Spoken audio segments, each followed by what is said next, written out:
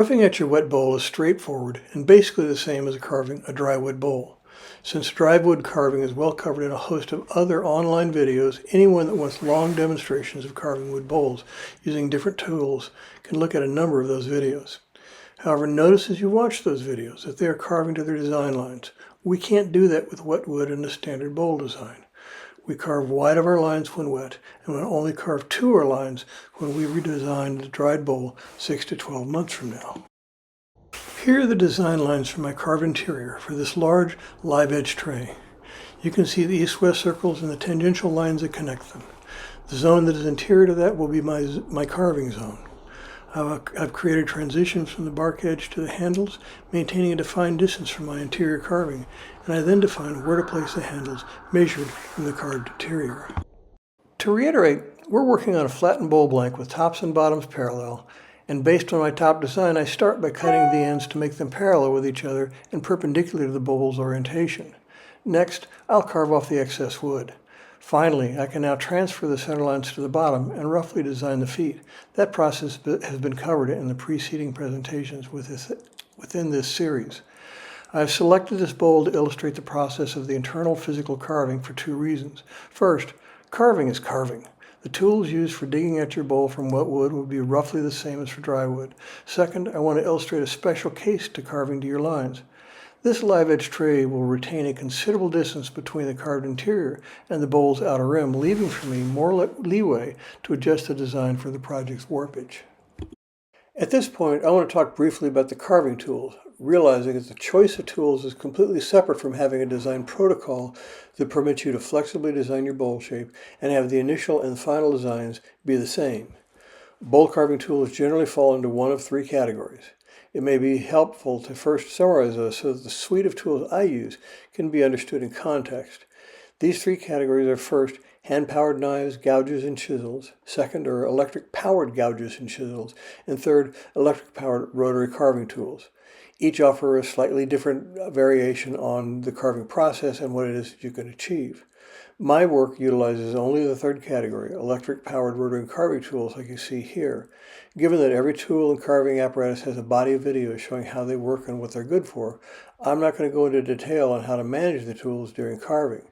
Here you can see the three primary angle grinders I use as carving tools and the attachments for each. First on the right is my 11-volt Milwaukee angle grinder for 4 to 4.5 inch carving heads. It's for heavy-duty use and has mounted on it Arbortex Pro Carver. This is a powerful and durable grinder, combined with a long-lasting and aggressive carving head with replaceable teeth. It can remove a tremendous amount of material fast with great control. Because of the rate of cutting by the heads I use with this tool, it has a paddle switch which turns off the tool if the paddle is released. I consider this an important safety feature. Below are two other carving heads I use with this angle grinder. First is Arbortex Turboplane, also an excellent attachment which I primarily use for carving trays. Below that is King Arthur's Lancelot carving head. This is a lower cost carving head that works very well, offers great control, but needs relatively frequent sharpening for the hardwoods I work with. For getting started, it's an excellent option. All of these carving heads are the subject of many videos, both independent and company sponsored, which is why I'm not spending any effort in this series on their use. Moving to the left is another Milwaukee angle grinder. They're 7-volt model with a standard switch. I only use the less aggressive cutting heads in this lower price but still durable grinder. It has mounted on it a Kutzall medium grit head, a very good medium price burr head. Below that is Kutzall's fine grit head, which I'm using very little now, as coarse sanding with my close quarter drill covers that step and does not require changing head on the angle grinder. Note that burr head grinders should only be used on dry wood, as wet wood will clog them quickly. Thus, I only use them for finish carving dry bowls. Moving down the line of attachments for this tool are Arbortex Turbo Scraper. For what I do, I've not found it to provide as much of an advantage as I had hoped compared to the drill-mounted sanders that always remain at the ready. However, I'm planning on experimenting more with it soon. Below is King Arthur's medium burr head with gaps in the head allowing you to observe your work through the tool head. This works very well, but is a bit more costly than Kutzall's. Finally, in that line, also used with this angle grinder, is Arbortex ball gouge. This tool currently is getting limited use for me, as the mini grinder seems to meet most of what I need in this size range.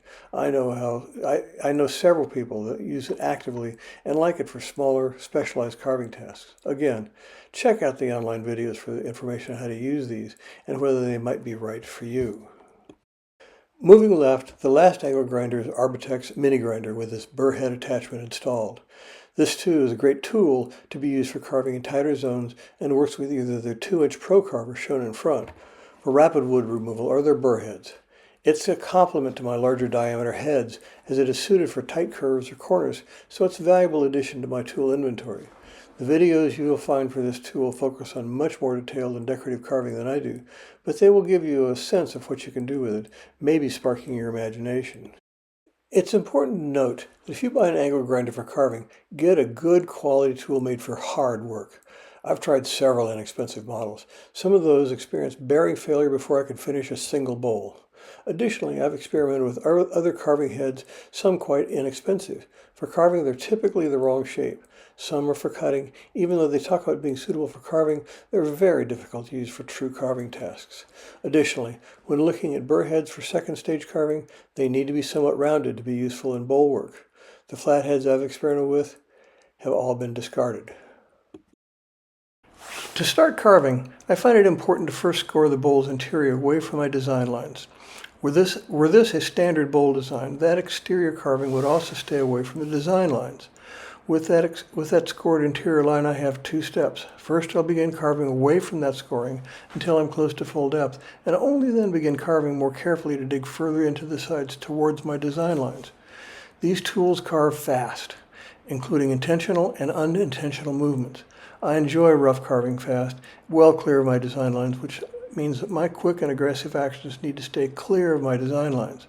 Once I am at depth, I begin to more carefully move towards the interior carving lines. For a standard bowl, I want a wall thickness that is roughly 10% of the bowl's diameter. In this live edge tray, the wall thinning is achieved by turning over the bowl and carving towards the internally carved space under the wings.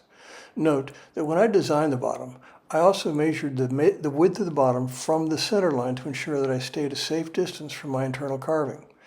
This carving is based on the same rules telling me to carve wide of the design lines when wet. At this point, the bowl is ready for drying. There's one special case in the carving sequence that I need to address. If the goal is to have a colored heartwood interior held by a different colored set of sapwood feet or handles, we need to reverse our carving sequence by carving the exterior first. The boundary between a log's heartwood and sapwood is not always uniform and predictable. Thus, if the interior is carved first, it's possible to carve into a hidden, deep pocket of sapwood. That would prevent the creation of a uniformly colored heartwood bowl.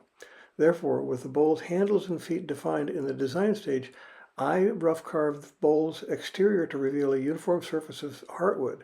Then, with the outside of the bowl's shape defined, I know how deep I can carve the bowl's interior. As you work on the rough bowl and get it to your intended dimensions, I want to raise several issues to keep in mind. First, our focus is on interesting wood, which presents us with things like this. Cracks, embedded bark, small areas of rot that are part of an articulation of the story in the wood. It's important to protect them, or you can find the cracks getting worse, or have the soft areas fall out as you thin the bowl and later during drying. We use quite a bit of thin cyanoacrylate glue, which has a viscosity at or less than water. It's also called CA glue, and some people just refer to it by their brand names. Examples are Crazy Glue, Super Glue, and there's a host of others.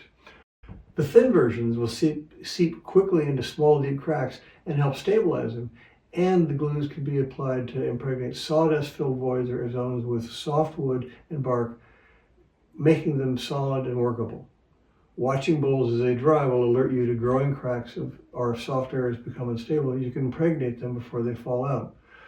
Large voids are eligible for epoxy, but I don't use epoxy for spot repairs on a bowl because I have a very low success rate in mixing small batches of epoxy in exactly the right proportions. Second, if you find or suspect that you have live critters in your bowl, do what museums do to get rid of wood-boring bugs from their wooden display items. Freeze it. The official recommendations are to freeze items at 20 degrees below 0 Celsius, which is roughly 3 to 4 degrees below 0 Fahrenheit. This is the range of most home freezers. There's a good body of research showing that at this temperature, the internal temperatures of your item will fall fast, which is important. And by leaving it for 4 to 5 days, both the bugs and their eggs will be dead. Third, the rule of thumb used by most lathe turners is that the rough carved wet bowl's wall thickness should be about 10% of the average diameter of the bowl. Thus, when you draw your carving lines, keep this ratio in mind. Water loss is going to change the shape of the bowl, so we want to make sure that the rough carved bowl will be thin enough to permit the forces of the wood to rebalance flexibly without cracking, and yet leave enough room on the rim to allow you to redesign the bowl. Additionally, falling under the concept of rough carving near but not to your lines is the issue of leaving the external rim vertical for about 1/4 to 1/2 inch. This is because when you reflatten the bowl's dry rim, high areas are going to be carved down to match the low zones. If the bowl's exterior immediately begins sloping down from the edge of the rim, your carving down high areas is going to change the shape of the bowl. The value of this external short vertical section was a frustratingly learned lesson. Now you should be ready for drying. Our drying process proceeds in 2 steps to account for the fact that the rate of water loss is fastest at first, and the water loss shrinkage occurs in some areas faster than others. Therefore, the early stage drying is when the bowl is at greatest risk of cracking. If the drying is faster than the wood can equilibrate the moisture levels between layers, the stresses on the bowl as it starts drying can be serious.